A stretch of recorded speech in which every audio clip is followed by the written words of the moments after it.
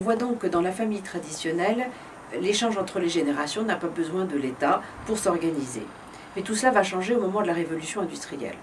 Alors qu'est-ce que c'est que la révolution industrielle? La révolution industrielle, c'est la conséquence de la division du travail.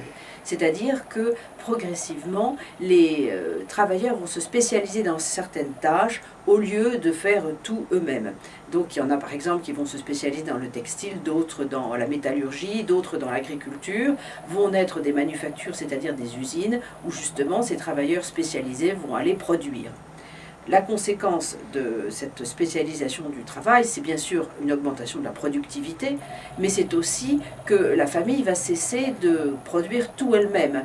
Un certain nombre de ses membres vont aller, qui dans les manufactures, qui rester dans les champs, en tout cas ne vont plus produire tout eux-mêmes, et lorsqu'on aura besoin par exemple d'acheter une table, ou lorsqu'on aura besoin par exemple de vêtements, on va se les procurer sur le marché et non pas les fabriquer soi-même.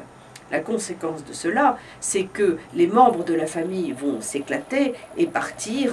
Les uns vont rester, bien sûr, mais d'autres vont partir en usine ou à la ville. Et par conséquent, les liens entre les différents membres de la famille vont se distendre fortement et on va avoir besoin d'argent pour acquérir des biens que jusque-là on fabriquait soi-même.